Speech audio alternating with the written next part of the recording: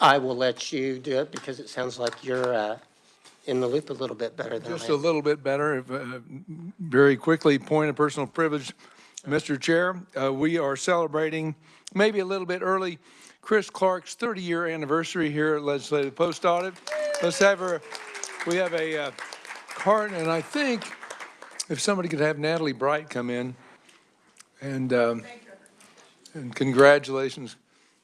Oh, do you have a? And we also have a pin that is provided to you. Awesome. Thank you so much. Yeah, go ahead. Very good. And committee, I think there's some celebratory cake that's coming as well. So it's Chris's day in Legislative Post Audit, so.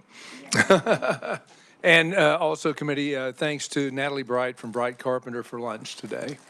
So back to you, Mr. Chair. Oh, there's Natalie. There's Natalie. Natalie, would you like to say?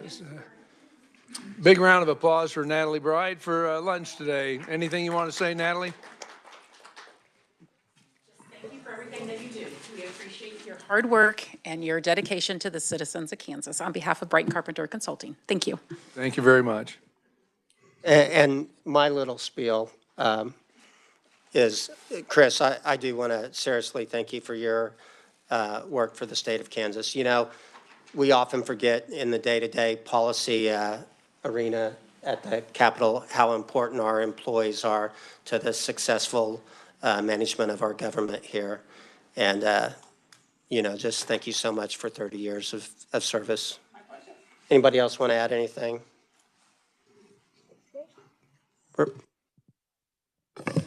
Thank you. Someday I'll be trained. Thank you.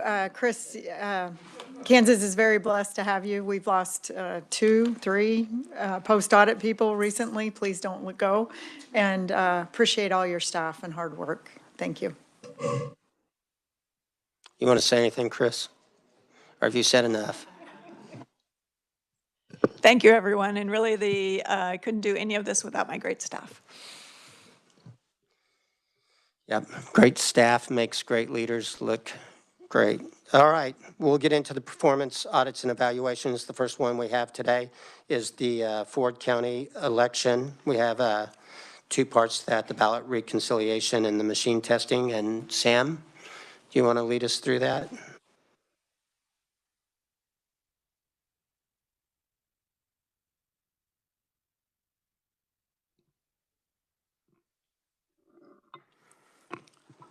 Thank you, Chair. Good afternoon, committee. My name is Sam Dadds. I'm a senior auditor with Legislative Post Audit, and today I'm presenting 2 limited scope audits related to Ford County and the 2024 general election. So both of these audits were requested by the committee as follow-ups to 2 other limited scope audits we conducted in 2024. For these audits, we reviewed Ford County's ballot reconciliation process and tabulation machine testing process. I'll provide additional details about the previous audits for new committee members as the information becomes relevant. And after I present both audits, I'll stand for questions. So we're going to start off discussing Ford County's ballot reconciliation process. This would be a good time to get the report ready if you'd like to follow along. So this audit had 1 question, and that was, did Ford County have an adequate process for ensuring the number of voted ballots reconciled with the number of voters in the 2024 general election? In our prior audit of Ford County's 2024 primary election, we found 1 person voted without signing the poll book, which caused the total number of votes cast to exceed the number of people who checked in to vote. So in this audit, we found that the number of votes cast matched the number of people who checked in to vote as described on page 6. But it's important to note that 2 provisional voters didn't sign the provisional poll book like they should have. However, it didn't cause an issue with reconciling ballots because staff noted the voters as having checked in to vote in the provisional poll book, even though they didn't sign it. You can find more information about this issue on the bottom of the page. So we also found a voted provisional ballot that wasn't sealed as required by state law. And this issue, this issue is described on page 7. The ballot was stuck in one of the bins inside the tabulation machine. Staff should have caught the ballot and sealed it with the other voted ballots from the general election. Because we were able to reconcile ballots cast, we think this ballot was counted in the election results, but we didn't perform any additional work to evaluate Ford County's process related to this issue because it was outside of the scope of the audit. We also have other findings related to Ford County's post-election audit and voting age population found on page 8. In short, Ford County audited one precinct for their post-election audit as required by state law. However, this work revealed a potential broader issue with definitions in state law. Over on page 9, you'll see that we recommended the legislature consider whether it wants to amend statute to require the precinct selected for the post-election audit to have a minimum threshold of voters. As it's currently written, state law may allow counties to audit a precinct with a single ballot cast.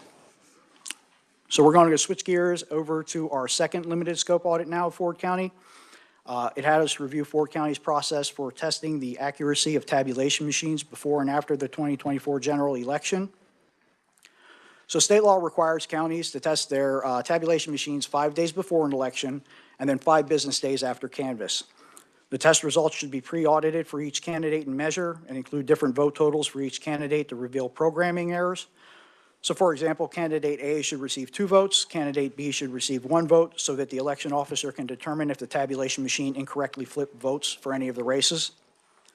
And the test results should also flag ballots that include more than 1 allowable number of votes for a candidate and measure. This is called an overvote. And as an example, if a voter selects candidate A and B for the office of president, this would be an overvote. Tabulation machines should exclude questions with overvotes from the final vote count. Finally, election officials must determine the cause of any errors found during testing and conduct an errorless count before approving the tabulation machines for use in an election. So in our prior audit of Ford County's 2022 general election practices, we found the county's testing practices were inadequate. If you turn to page 3, you'll see that in this audit, we found Ford County's testing process was generally adequate to ensure the accuracy of tabulation machines, but the tests either weren't completed within statutory timelines or didn't include all tabulation machines. So our methods, they start on page 5. In general, we reviewed test ballots and other documentation for all 7 of Ford County's tabulation machines for the pre-election test, but our review for the post-election test was limited to reviewing the results of 1 tabulation machine. And the reasons for this are included in the methods if you're interested. So our findings begin on page 6. Ford County performed 3 separate tests on their voting equipment. All 3 tests used pre-audited test ballots and tested for overvote rejection like state law requires. First, we'll talk about the limited pre-election public test that Ford County conducted. This was completed within the 5 days of the election as required by state law, but it only included 1 tabulation machine. We interpret state law to mean that all tabulation machines should be publicly tested within this 5-day window.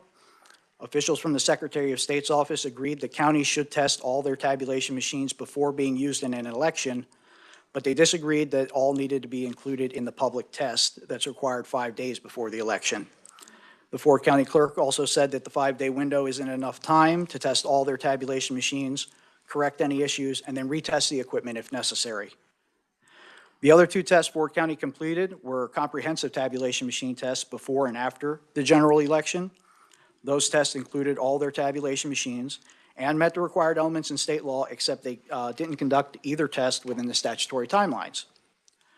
So Ford County tested all tabulation machines about a month before Election Day instead of within that 5 days of the election. The Ford County clerk says she tests all of her equipment that early because she has to know they're accurate before early voting starts. Early voting can begin up to 20 days before an election. Ford County tested all tabulation machines again 9 business days after canvass instead of within the 5 business day window required in state law. The Ford County clerk said she didn't know about the 5 business day requirement for the post-election test and that her other duties with things like property tax abstracts make that requirement difficult to follow. We also identified 1 error during the comprehensive post-election test that wasn't resolved by the county election officer. So one of Ford County's 7 tabulation machines ran 3 more test ballots than it should have during the post-election test. We reviewed the test ballots for that tabulation machine and determined it had the correct number of test ballots. So we don't know what those 3 extra ballots were or why they were included in the post-election test. The Ford County election officer also said she didn't know what those 3 ballots were. We don't think that these ballots were ballots that were missed for the election because the election results balanced in the reconciliation audit that we just discussed.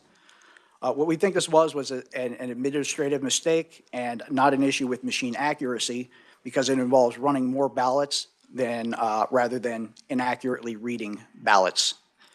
However, the error should have been resolved before the post-election test was concluded. And then over on page 8, we have some other findings.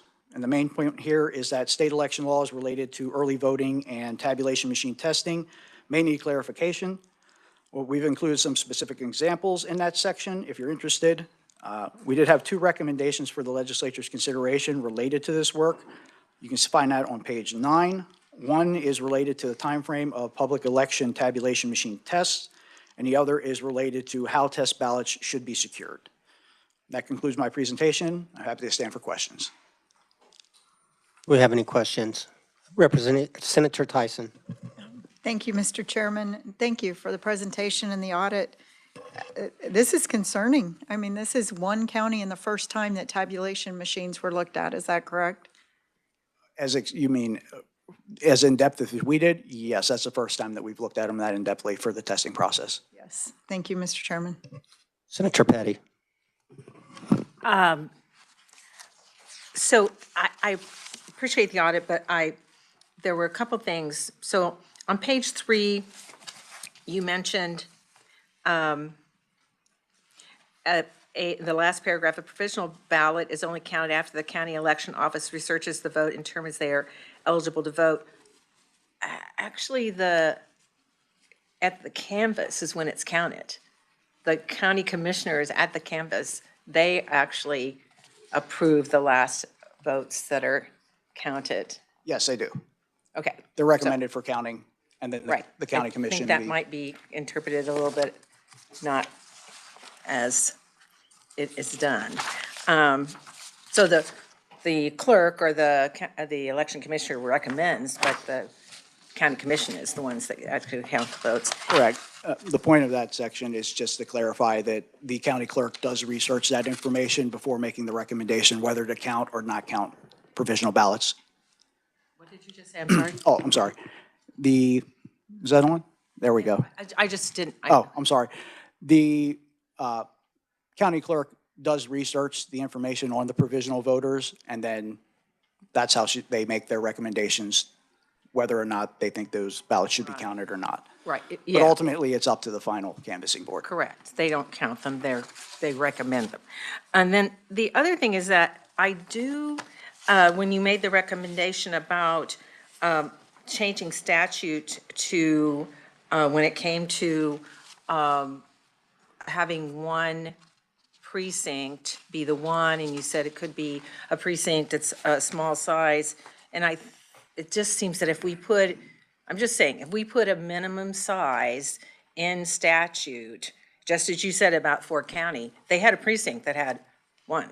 So if we have a lot of counties that have small populations, so we would be limiting who they would be pulling from if we said it has to be a minimum amount of size. So I'm just using that as when it comes to that recommendation. Any other questions for the auditor? Seeing none. Madam, the clerk from Fort County, I believe, is on WebEx. Madam Clerk, would you like to address the committee on anything?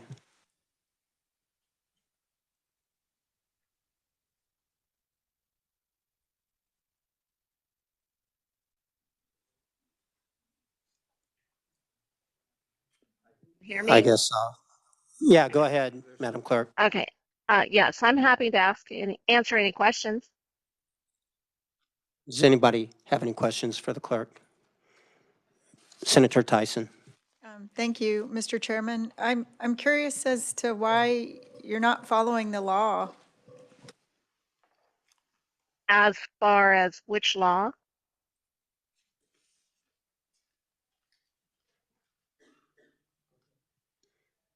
The laws in the audit for checking the tabulator machines, for reconciling the votes to make sure that they match. I mean, do you want me to keep going?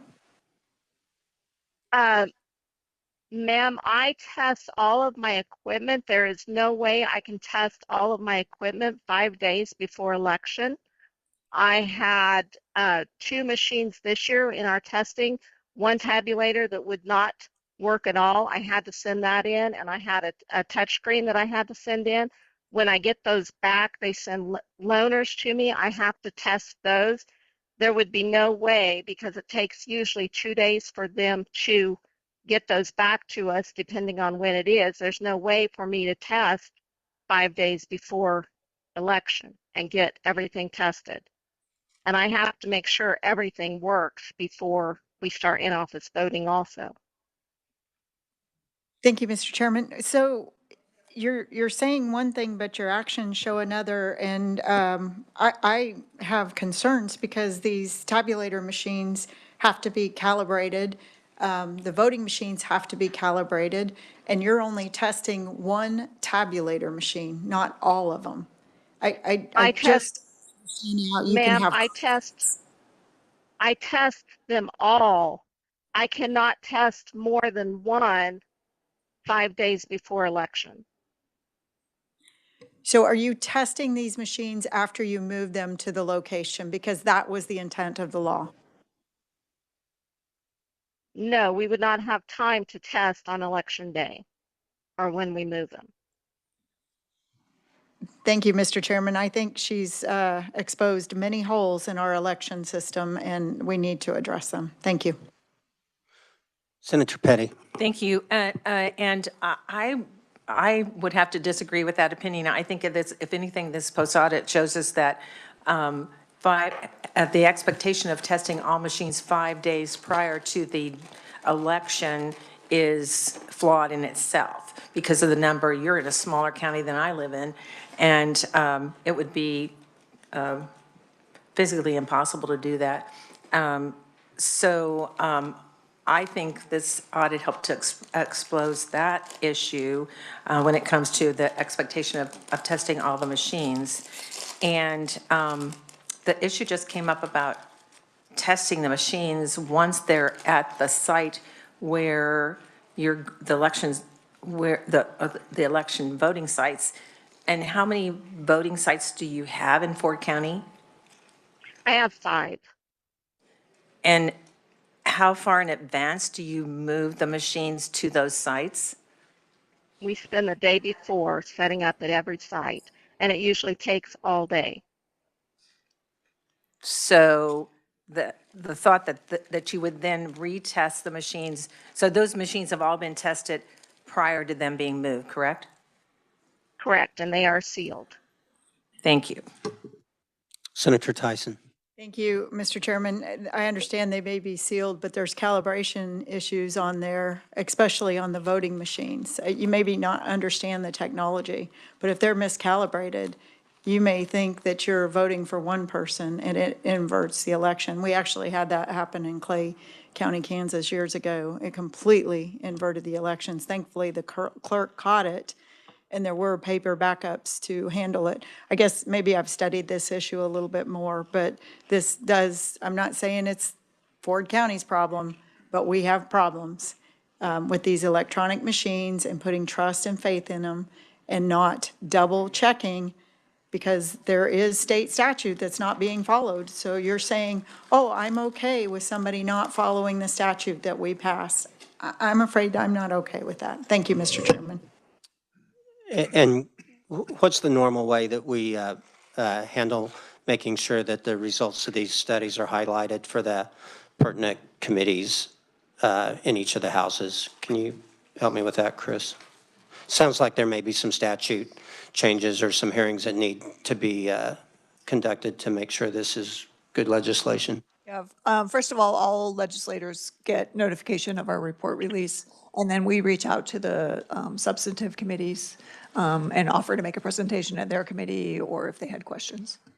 I think we should all encourage our relevant committees to look at the results of this and see if we need some statute changes. So, anything else? Okay. Seeing none, thank you, Madam Clerk, and thank you, staff, for this audit. All right, next thing on the agenda is the adult virtual school funding audit. Heidi?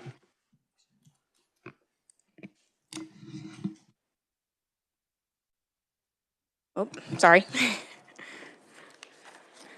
Good afternoon, committee. My name is Heidi Zimmerman. I'm a principal auditor, and I will be presenting the adult virtual credits audit.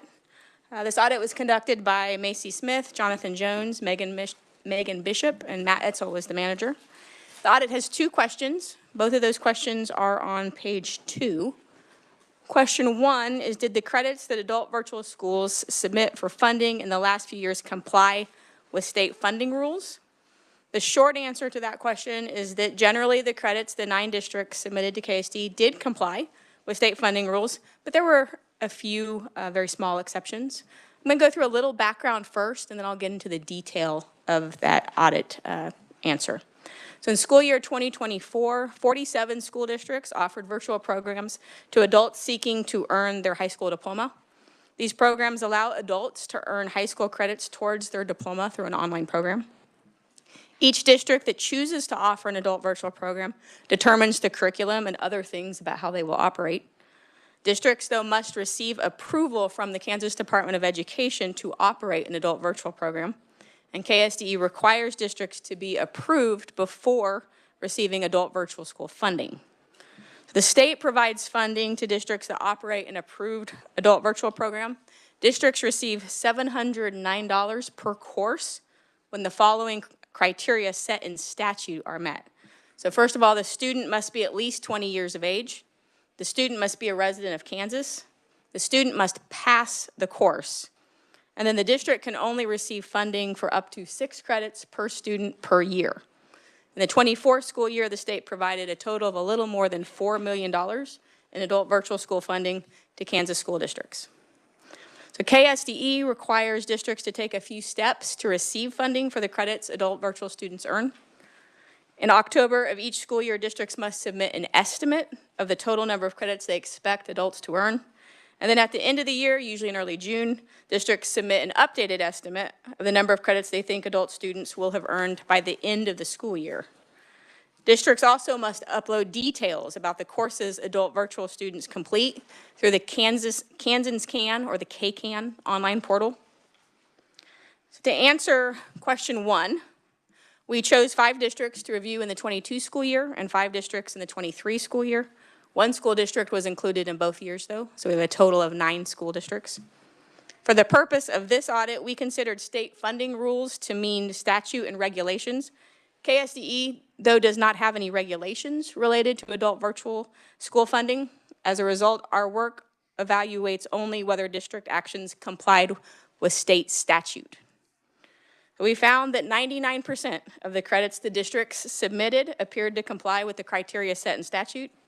In total, districts submitted about 55 credits out of nearly 5,900 that did not comply with statute. The figure that's on page 8 shows the number of compliant and non-compliant credits. As you can see in that figure, some districts submitted a few credits that didn't comply, but overall, districts did a good job of only submitting credits that apply or that comply with state statute. I'm going to go ahead and move on to question 2 now. So that question was, is KSDE's audit process for auditing adult virtual credits adequate for ensuring that funded credits comply with state law and is consistently applied across districts? So again, the short answer there is that KSDE's audit process does not adequately ensure that the department funds credits that comply with statute, and that process is not consistently applied across districts. So again, I'll go through just a little bit of background, and then I'll dive into a little deeper answer to the question. So KSDE audits all the credits districts submit for adult virtual funding in the year after the district submits them. So starting in the fall, the department takes a few steps to audit the credits the district submitted the previous school year through the KCAN portal. The department verifies that the district is approved to operate an adult virtual program. KSD also requires the districts to provide the transcripts for each student that the district submitted credits for. The department auditors use that transcript to ensure that the student passed the course. Additionally, department officials told us that auditors check the information the districts provided through KCAN to verify that the student was at least 20 years old as of September 20th. This process sometimes results in the department adjusting district funding in the year after the credits were submitted. So districts receive adult virtual funding in the year that they submit the credits. However, if department auditors determine that a credit should not have been funded, then they will back out that funding in the following school year. To answer the audit question, though, we reviewed audit documentation for 9 districts to determine whether the department's process is adequate and consistent. We reviewed audit documentation from the same districts we reviewed in question 1. We found for half of the districts we reviewed, KSDE did not approve the number of credits that were statutorily compliant. In the 22 school year, the department did not approve some credits that appeared to be statutorily compliant for 2 districts, and then for 1 district, they approved some credits that were not compliant. In 2023, the department did not approve some credits that appeared to be statutorily compliant in 1 district, and then another district, they approved some credits that, again, were not compliant. The details for all of those districts are on page 11 and 12. These problems occurred for a few reasons. So, for example, in a couple of districts, the department just misread the transcript and approved an incorrect number of credits. In others, though, auditors did not verify the age or the Kansas residency of the student. We also reviewed the department's policies and procedures regarding how they audit adult virtual credits. At the time of our audit, the department had few written audit policies to guide how the auditors reviewed adult virtual credits. We found 3 practices that the department applied that are not codified in their policies. Further, all 3 of these practices go beyond statutory rules. So first, KSDE does not have a written policy regarding what they consider to be excessive credits. So excessive credits are when a student has significantly more credits than they need to graduate. The department did not fund any credits for students whom the department noted as having excessive credits, but the department does not have a policy defining what an excessive number of credits is or how they will review for it. The department also does not have a written policy regarding what steps it will take if a district does not implement a corrective action plan. The department issues a corrective action plan to districts when they find problems during the audit. It describes the problem, and it recommends how the district should correct the issue. In 1 district, it appeared that some credits were denied in part because the district had not adequately implemented the corrective action plan from the previous year. However, officials do not have any written policies regarding the steps they will take to verify that the cap was implemented. Additionally, they do not have any policies on what actions they will take if they determine that the corrective action plan was not implemented. Last, KSD does not have a written policy that directs whether work experience credits will be funded. Some districts allow students to earn elective credits by working a job, and we saw a couple of districts that awarded work experience credits, but the department was inconsistent in whether they funded those credits or not. The department also does not consistently follow some of the written policies that they do have. KSDE's written policy requires districts to be approved to operate a virtual program in order to receive adult virtual funding. But in the 22 school year, KSD officials decided to fund Olathe's adult education program as an adult virtual program and funded Olathe nearly 230 credits.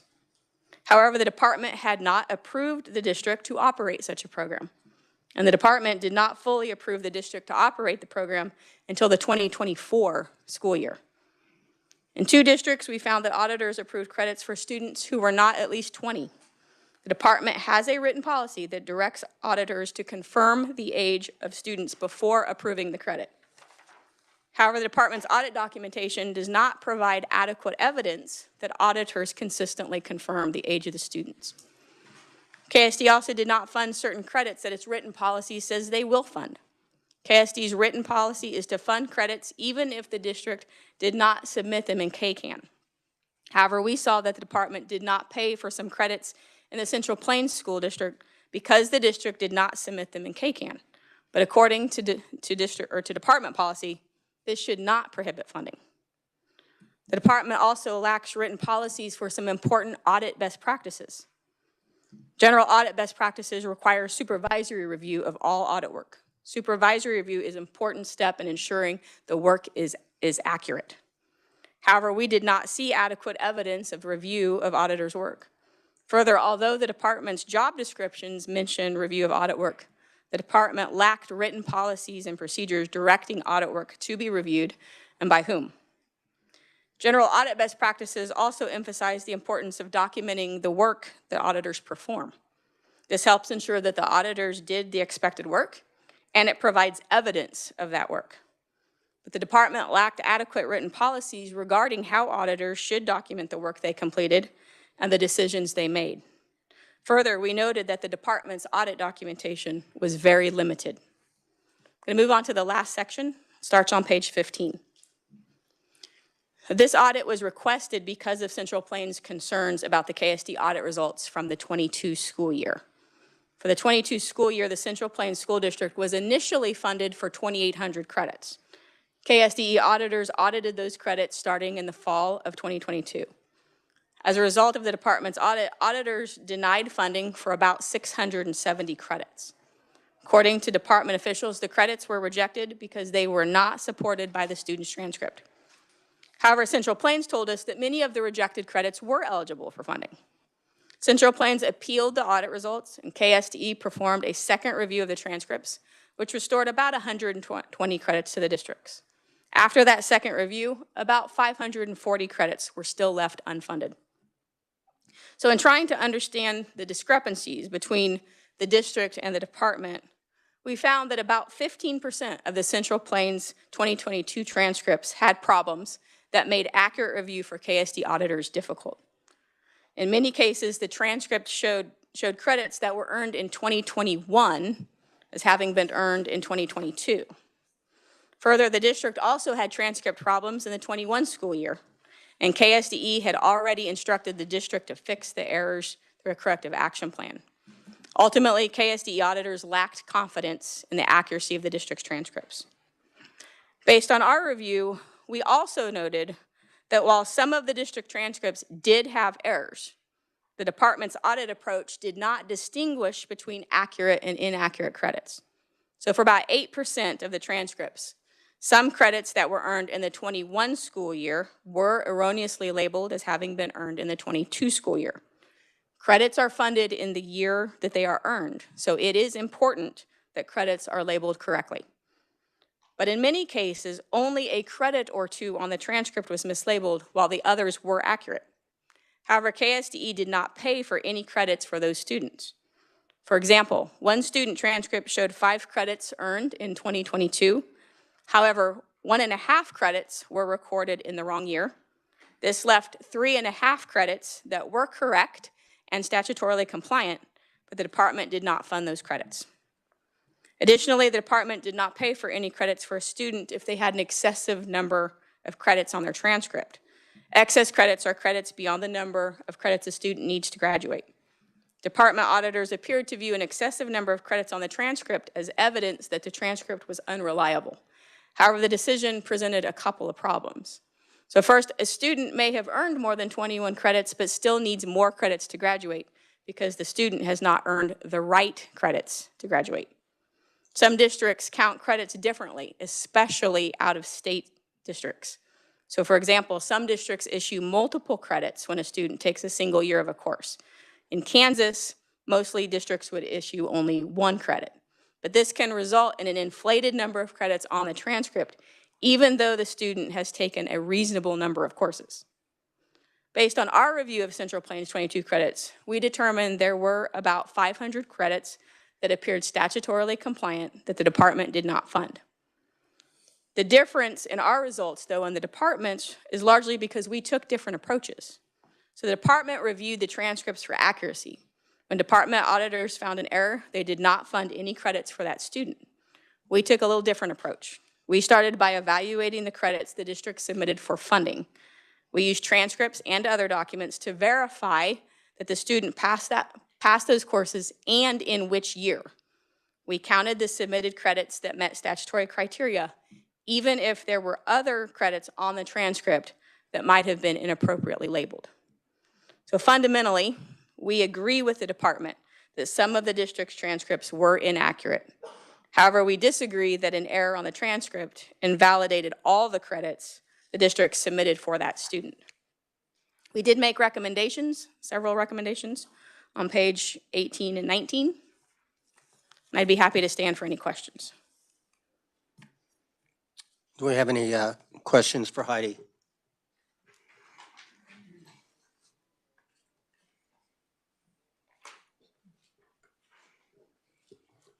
Okay. Seeing none, thank you very much. Would the agency like to respond?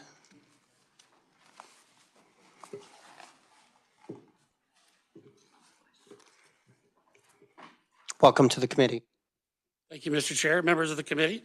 Frank Harwood, Deputy Commissioner of the Kansas State Department of Education. We'd be happy to respond. I want to start with talking about the purpose of both fiscal auditing and the adult education program. Fiscal auditing in the department has two main goals. The first is to support student learning by making sure that districts get all of the funding that they are entitled to, but support taxpayers by making sure that they don't get any funding that they are not entitled to. So an outside audit can be very helpful in making sure that you're improving your own processes. And this was true with LPA's audit in some regards. For example, we did see that we needed to have a redundant process for verifying age. And so have been things that have gone on there. It's also really important to note that overall, LPA said that KSD's practices were consistent. In its conclusion on page 18, the report LPA states most of the inconsistencies we saw across the district were small in scope. The statement is further supported by the fact that we have very few issues with any of our adult education programs. For the nearly 60 districts that have had adult education programs, the current policies and practices work. This fact undermines the LPA's later assertions that we lack policies and written procedures is a significant issue, and KSD's current policies and procedures have worked for all but one program. Audit consistency is also important for its relevance. The audit that is done needs to be substantially similar in order to show, to be able to, for improvement. And this is where LPA's audit of virtual report lacks relevance and loses usefulness. When discussing its findings for USD 112, the LPA states on page 17, as was mentioned, the difference is a result of the department's largely because we took a different approach. And I'll describe in a minute why their LPA's approach was an error. Something that I think is very important for this committee is that LPA changed the scope of the audit from what was approved. The audit question talked about that the credits were followed state funding rules, and they changed it to statutorily compliant. In all of the state funding legislation, there is a sentence on any of them that says the state board can develop regulations and policies to administer the programs. Without these rules, it would be nearly impossible to administer nearly $5.1 billion in state funds. So the rules are very important. It's the enrollment handbook that is used by every district, and every district understands that in order to get funded, you follow the rules to get the information across. The next part about the different approach is that in the response to our response to the audit, LPA says they reviewed graduation alliance documents that provided more detail. It's important to note that state law requires that we audit school districts, not third-party vendors. So information that was contained in graduation alliance's records was not considered by the State Department. And that it's important that that only a transcript makes a difference for the student and for funding.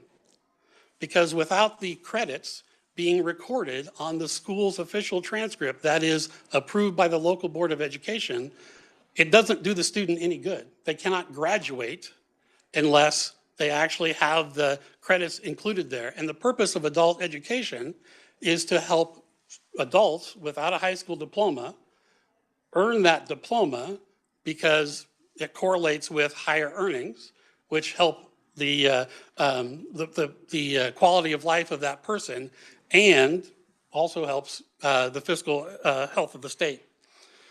So it's important to make sure that only student transcripts are audited. And so LPA's review of graduation alliance records indicates that USD 112 is not following proper procedure in recording the earned credits. And USD's 12's practices, not KSD's audit practices, are most likely the cause of USD 112's adult virtual funding issues. I think it's also important to think about where this concern came from.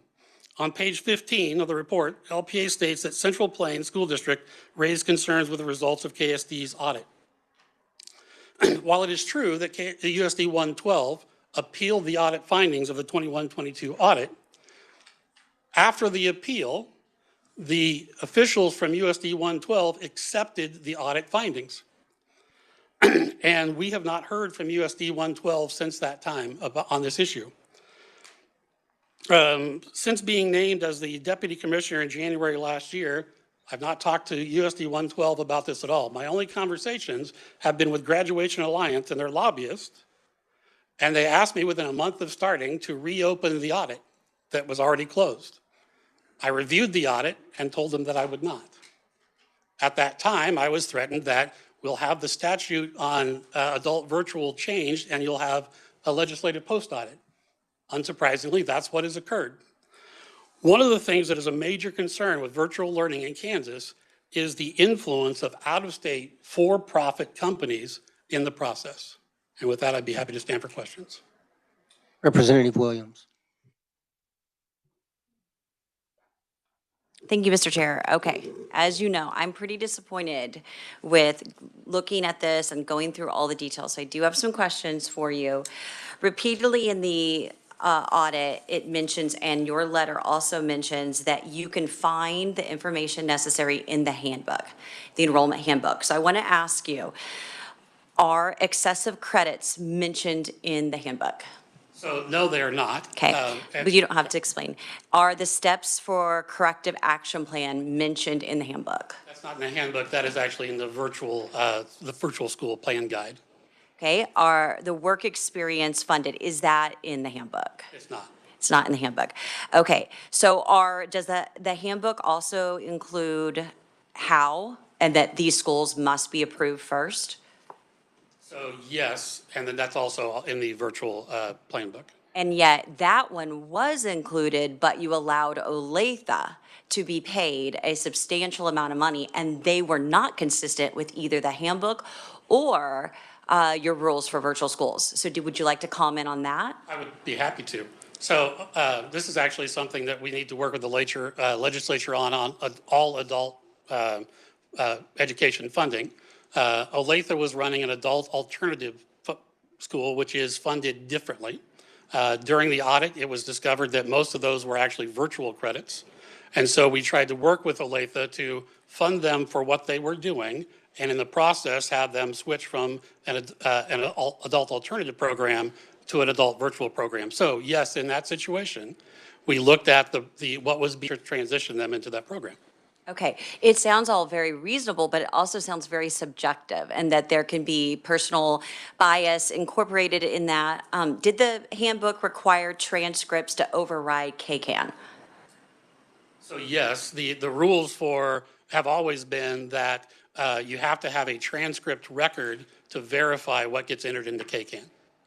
But I believe it said that they didn't necessarily, but then you actually took some funding from Central Plains because they didn't put it in KCAN, but they did have transcripts. Is that correct? So I can't answer that question because we asked LPA on multiple occasions to actually look at the discrepancies for Central Plains, and we were never provided why they say one thing should have been funded and one wasn't. We got that information for the other 8 districts, but we never received that information for Central Plains. So I can't answer that question because I don't know why they thought it was there and we didn't.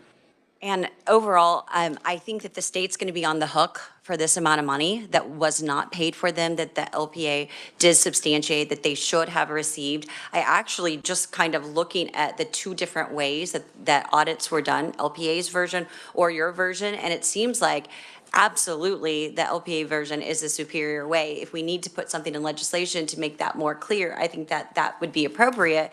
But I guess I would just, last question is, do you have any other type of funding mechanism or trigger or in the finance formula in which the school reports a number and then you use the transcript number to override or anything like that? Because it looks like you're heavily biasing against Great Plains because their transcripts had some inaccuracies instead of looking at their actual KCAN request for funding. And that's the huge concern. And so is that consistent with how you deal with other aspects of the funding? So the only source of funding that comes from a transcript record is adult virtual.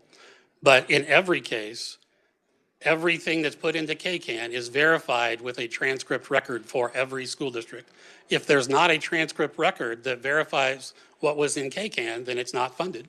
And sure, I think there should always be a transcript reference, but I do think this is concerning, and I won't be surprised if we don't see claims against the state on this. Senator Petty. Thank you for being here.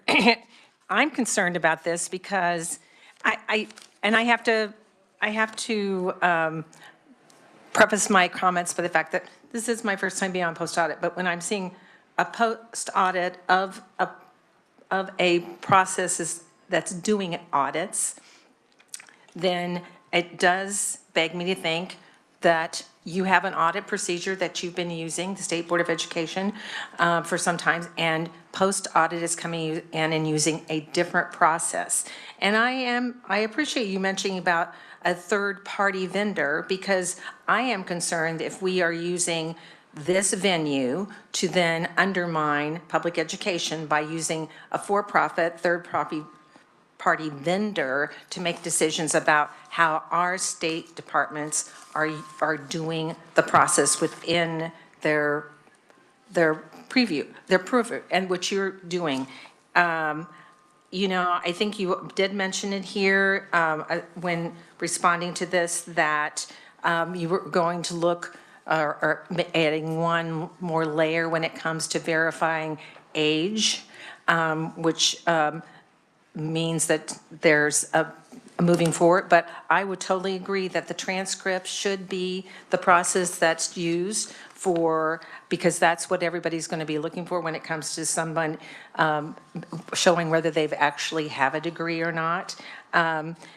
You mentioned in your comments just now that you haven't ever heard from from Central Plains after they did accept the audit from the State Board of Education.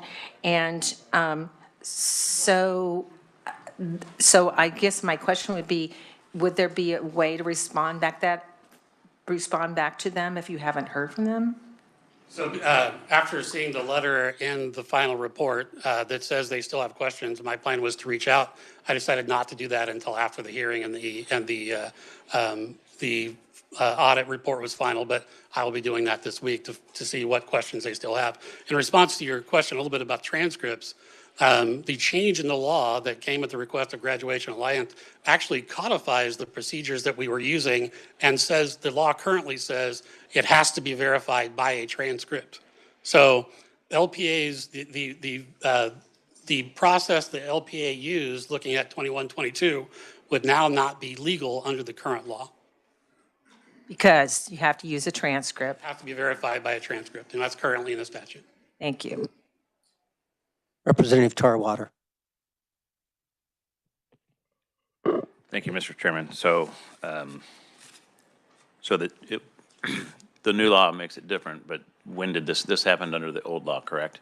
That is correct, but the procedures were actually the same. Now they're just in statute.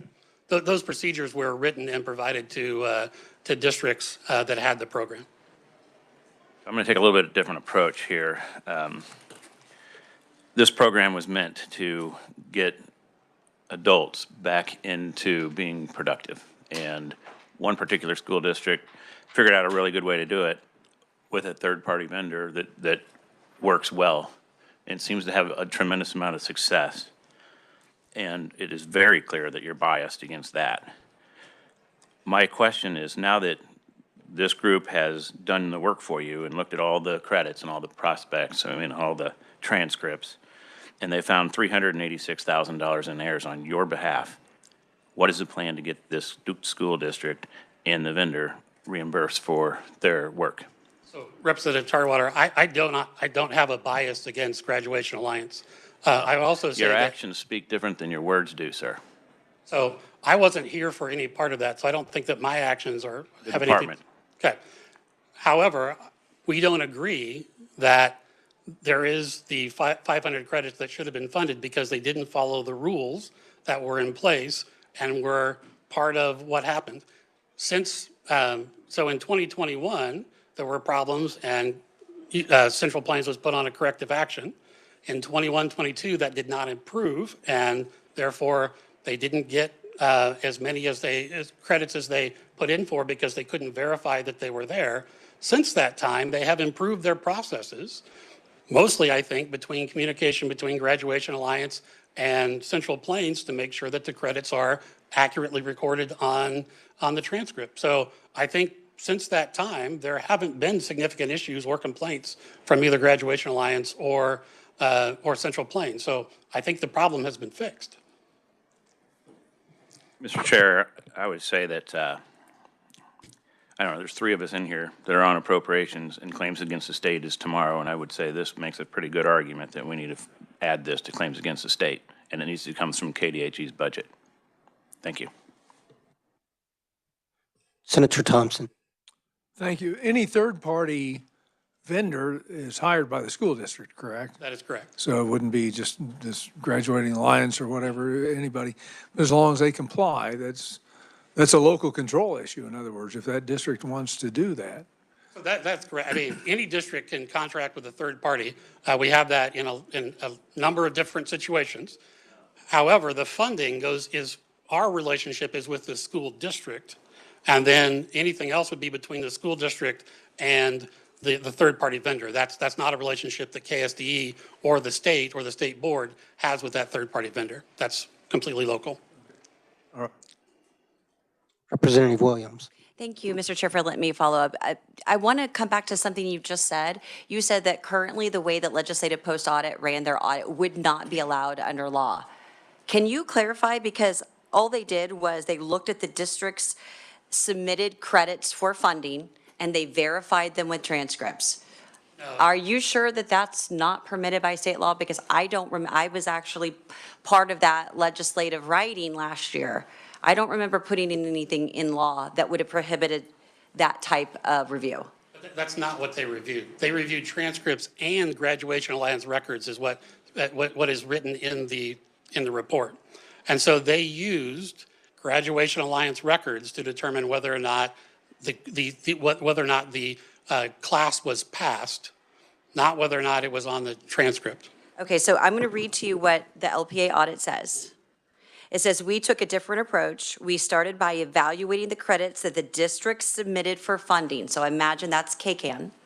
They're looking at that. And then we used transcripts and other documents to verify that the student passed those courses and in which year. So you don't think that that would comply with state law? It would be the and other documents that were not transcripts. So the other documents would not be allowed to verify the transcript. By state law? The state law currently says that the credits that the district is claiming is entered into CAN claim and then is verified with transcripts, not transcripts and other documents. Okay, we'll look into that. Thank you. Okay. Senator Tyson. Thank you, Mr. Chairman. It seems like a little bit of common sense might be lacking here. Tamara, could you clarify? If we just say verified by transcript, that no other document could be used? And I want to thank Legislative Post Audit for seeing an issue and then traveling down a path to verify. Appreciate your work on this. Heidi. I do want to clarify a little bit. First of all, every credit that we counted for Central Plains was supported by the transcript. Because there were issues with what year that credit was truly earned. Sometimes, it was always listed in 2022, but some of the 22 credits were actually earned in 2021. We needed to separate them.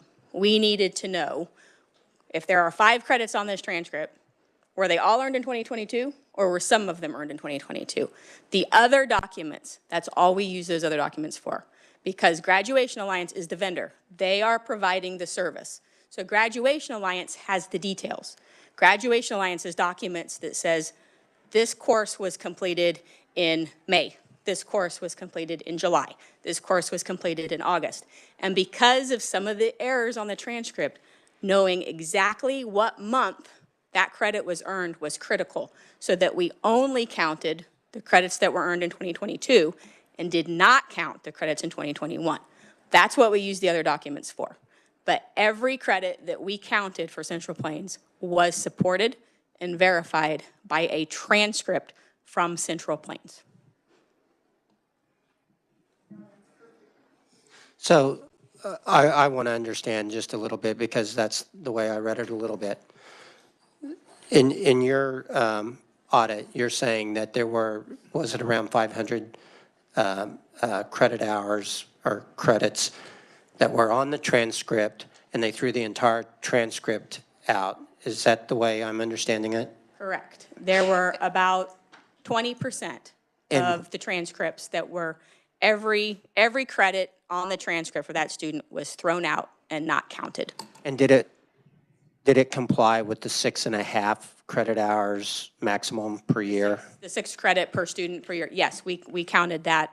We included that in our count of the 500 and made sure that we did not, for any individual student, we did not count more than 6 per year for that student. And then rather than throwing out just a couple of credits here and there that they had concerns about, they threw out the entire transcript? Yes. Okay. We only threw out the credits that were earned in 2021. So if that student turned out that that credit was actually earned in a previous year, we didn't count it. Because you didn't earn it this year, we can't count it. But if it was earned and the transcript and the other documents revealed this credit was earned in 2022, and it met all the other statutory criteria. The student was 20. They were a resident. They passed the course, and no more than 6 per year per student. Then we said that is a credit that is statutorily compliant, and we counted it. Did you want to respond to that, Frank? I think the major issue about throwing transcripts out, Central Plains was given 4 rounds of opportunity to provide us with accurate transcripts. In many cases, as opposed to making it clearer, it became more confusing. At some point, when somebody has 4 times to provide you with the right information, you have to question whether or not that is a valid transcript. So transcripts were not thrown out because there was one error here or one thing was in the wrong place. It was a series of situations where we lost confidence in the accuracy of the transcripts, and in order to protect the Kansas taxpayer, we did not count them. And do you do that with other institutions across the state? You throw out just entire student counts because you don't trust the system in the internal school district? So again, this wasn't for everything. This was on a case-by-case basis based on the transcript that was there. But yes, if any district can't provide reliable and believable evidence that they deserve the funding, then they would not get funded for it. And does that happen on an annual basis? I mean, can you remember the last time it happened to a school district that was bricks and mortar? So I can tell you that annually, the reductions because of audit is about $35 million a year. And so without fiscal auditing, that would happen. Now, we tell districts. They never get it back. They don't get it back. And we tell districts, if you're unsure, count it, and we'll figure it out as we go along. Now, at the same time, that's a net. If districts don't include something that should, sometimes auditors put things back on. But at the end, yes, if the same thing would be as if a bricks and mortar said, we had this student attending, and they can't prove that they were attending, they don't get to count that student. Is anybody from USD 112 here? No, okay.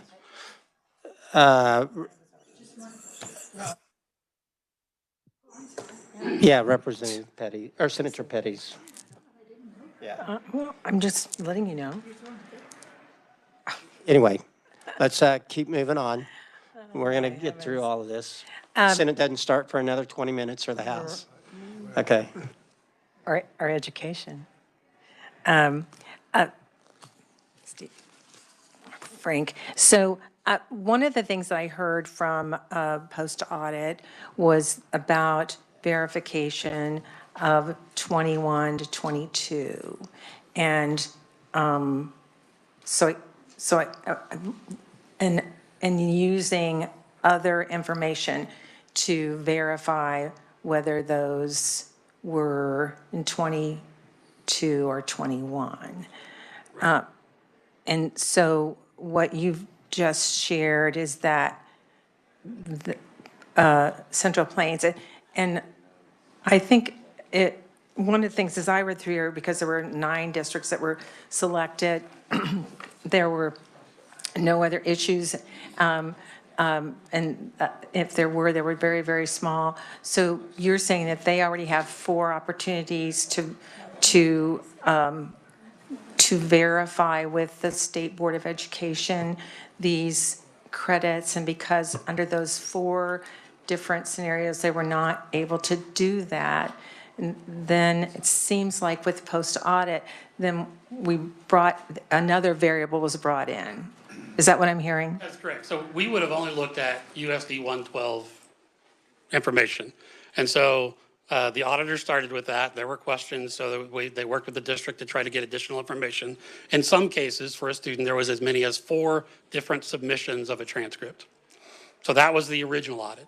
And then there was an appeal where Central Plains was able to bring more information forward, and some of the credits were restored because they could bring additional information forward for that. Now, the virtual monitoring guide says that you have to record credits in the transcript the semester that they are earned.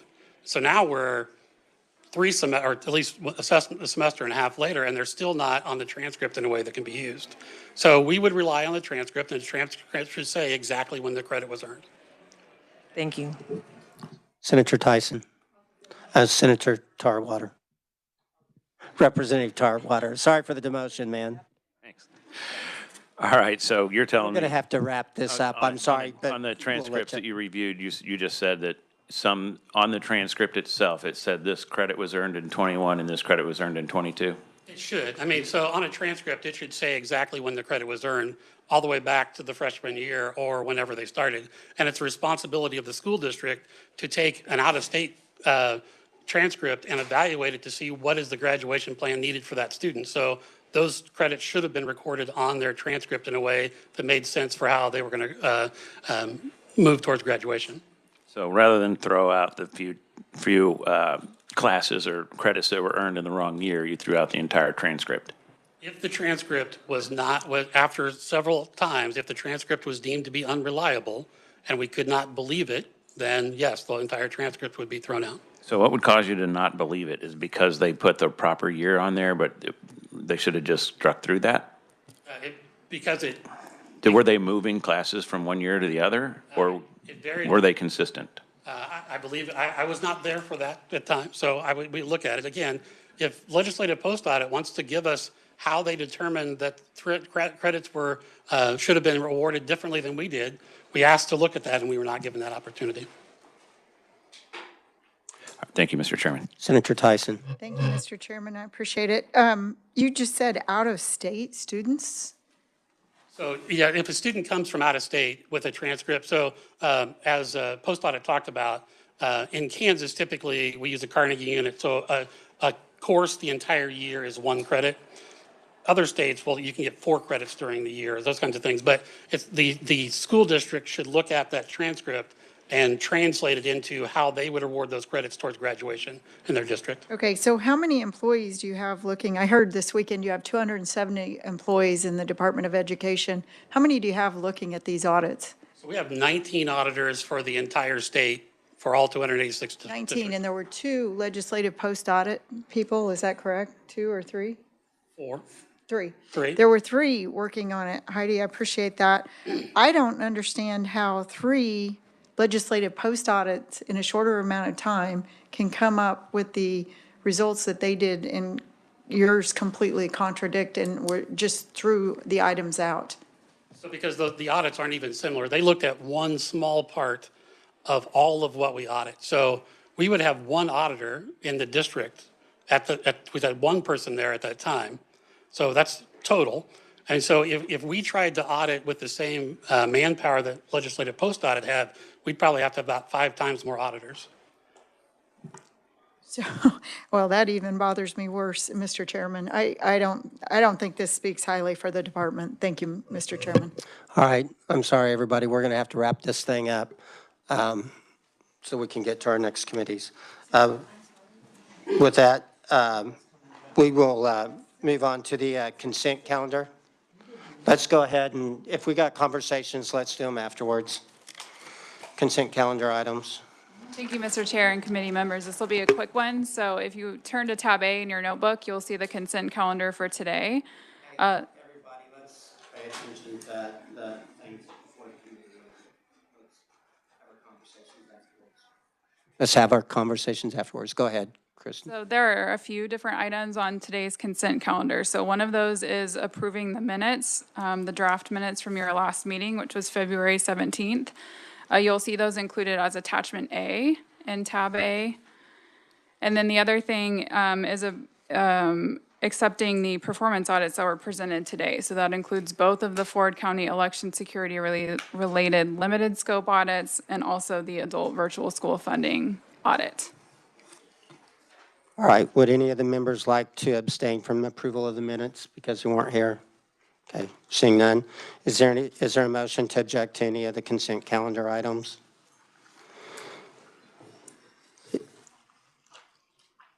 If none, the items are approved. Thank you very much. Now we've got our anniversary girl talking about the next meeting so she can start year 31. Thank you, Mr. Chair. In tab B, everyone just grab that sheet and take it with you maybe. Next meeting is March 24th, so 3 weeks from today. And then after that, we'll have one more meeting before you all adjourn, if you stay on schedule, which would be April 9th. And that is the meeting that you all will select topics for the coming year. Anybody have any questions about the agenda, upcoming meetings? Any concerns with the dates? All right, seeing none, is there any further business for the committee? If not, we're adjourned.